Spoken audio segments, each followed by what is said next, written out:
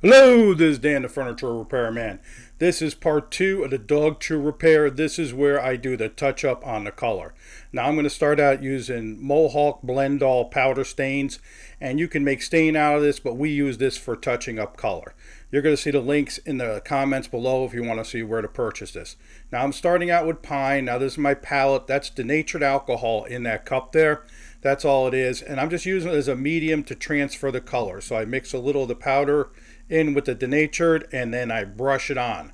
Now the denatured alcohol is going to evaporate. When it evaporates, the powder is now going to be on the piece, and what I'm going to do is spray nitrocellulose lacquer or sanding sealer, just plain old sanding sealer to most of us, on top of it. That'll absorb the powder and lock it in place. It'll bind into the powder, so it's designed to mix with the lacquer sanding sealer. So I'm going to just brush on a little bit. Now I'm going to go in small bits, and this video I'm going to show you the good, the bad, the ugly. I go through quite a few color changes. I make some mistakes.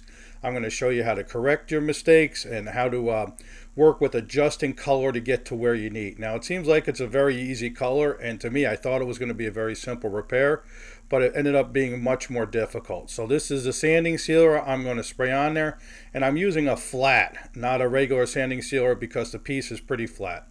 And there it is. Just spray a little bit on there. You have to let it dry before you go to the next coat.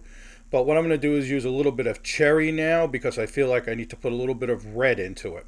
So now here I am again on my palette. I'm going to mix a little bit of pine, just like I did before, and I'm going to blend a little bit of cherry in with my pine. So I'm going to mix the two colors. So I'm going to get my cherry going over here on the other side, and I'm trying to stay away from the camera right there, and then here goes my cherry right there. And what I'm going to do is just kind of work it into my pine color like that and create a blend of the two colors. So a little bit more red in the pine is what I'm trying to achieve. Now red is a very dangerous color because it goes red very quickly, and once you have it on your piece, it's sometimes very hard if you have too much red to neutralize it and get it out. And you're going to see later in this video I have a couple spots where it goes very red in a couple areas. The rest of it looks fine, and I have to back it off. Now sometimes you can just take a denatured rag and just wipe it all down. You'll end up at the back at the beginning, and then you go again, or you can sand a certain area, or you can partially wipe down a section. But this is me just brushing this in. Now when you brush it in, you want to be you don't want to be perfect. You want to kind of skip brush it. You want hot spots and light spots and dark spots, and that's what's going to give it a grain look and give it an organic feel. You also want to create layers. You don't want to be one heavy coat. Then it's just going to look like a painted area.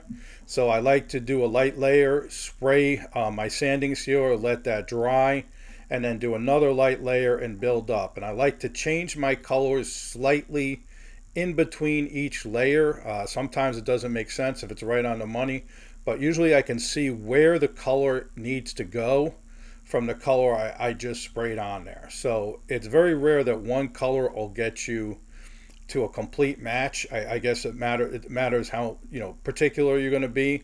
We're doing work professionally, so we have to have a very good result for our customer, because that's why they hired us. If you're doing it yourself, I guess it's going to matter of just how happy you are with the result. But on this one, I think I go through maybe 6 or 7 different colors before I'm finally happy with the result. And I was kind of surprised at how many different colors it took me to get to the place I needed to be. And part of that was correcting it. Now, this is a boring video if you're not interested in this, because I'm literally showing you all my brush strokes exactly the way I do it. Now here I come again with my second coat of sanding sealer, and you can see I have high spots, hot spots, light spots. I have all that, and that's what I want, because then I'm going to go over it again. And now what I'm going to do is a little light walnut. So I'm stepping a little bit darker, and the light walnut has a little bit of red in it. So we're going to add that in right now, and we're going to see how that works. And you can see how much darker it is right there. And I'm like, whoa, this is much darker than I want. So I'm not going to put too much of it on there at all. And now what I'm going to do is I put a bunch of denatured on my brush, and I'm coming down and I'm kind of moving that color, that powder around to thin it out. So it ended up being much darker than I thought it would look like on there. So I'm going to thin it out by just using denatured alcohol on my brush, And I'm going to move it around. You'll see it'll soften that powder up a little bit, and it will let you manage it or manipulate it, however you want to say it, so that you don't have to have that very dark spot. Now, if it's there and you want to get rid of it, just take a denatured rag and just wipe it off, or once it dries, you just rub it off with a little light sandpaper or something like that. Now, what I'm doing now is I mixed a little bit of orange in with that walnut. So orange is a funny color, but I like to use orange to lighten out reds. It kind of gives it more of a natural look. I'm not too sure how it all works. I think the orange tends to blend with maybe some of the other orange that comes through the clear coats that we're trying to match into. So there goes a little bit of orange mixed into the light walnut, and I'm much happier with the way that color looks right there. So I'm brushing in and I'm filling it in, and now right now I'm going to come back with my sanding sealer.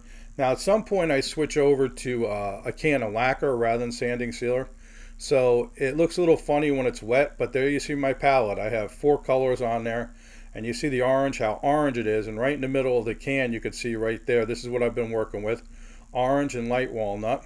And now what I'm going to do is use light golden oak. Now the reason why I'm going to golden oak is it's more of a greenish yellow, and green is going to take where I'm a little heavier with red. Just like kindergarten, you put green and red together, just like on the side there, you're going to end up with a brown. So green colors will pull red colors into brown, and I'm just going to brush some on lightly right here where I feel like my light walnut went a little too red on me. I'm like, oh, this is not where I want to be, and I'm not going to use it very heavily, because then I'm going to end up with something that's a little bit more green than I want. But you can, this is called color theory, when you mix in one color with another to get a third.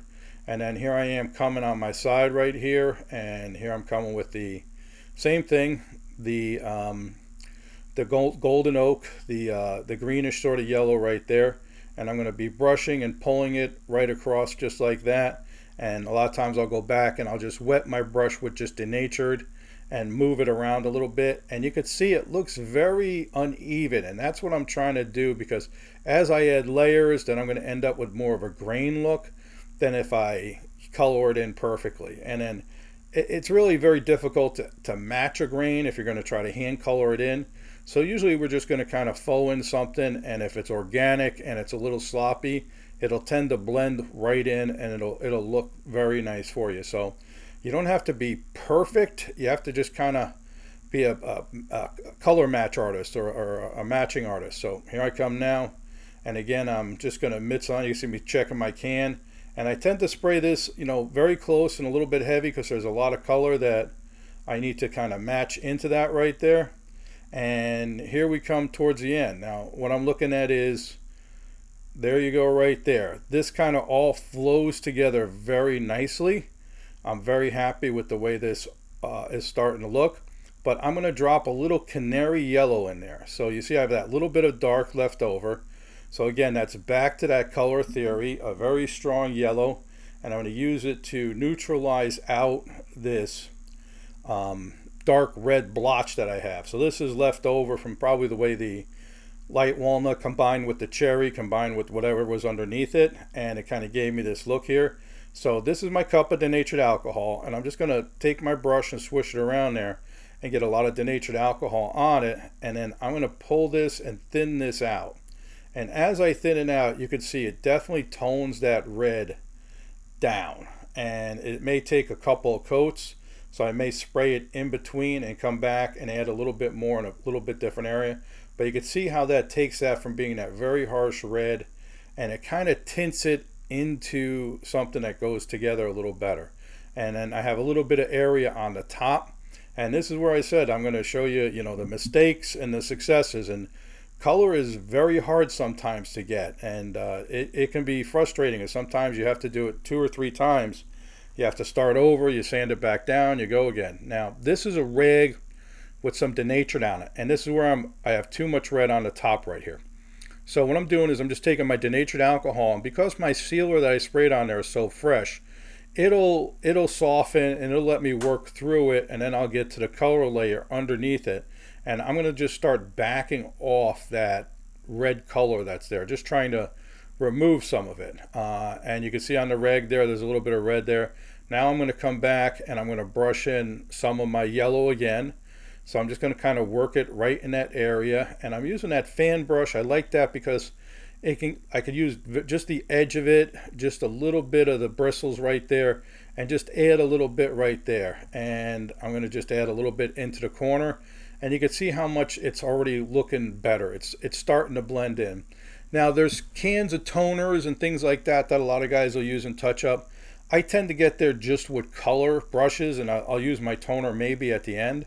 But here I go, I'm spraying it down just like this. So now I've got my red basically handled, but now I gotta figure out how to get it to match better. I'm gonna use a color called Rock Maple right here, and I'm just gonna go a little bit right here on the edge, and it's a little bit of a darker color, but I like the way it's looking for this spot right here.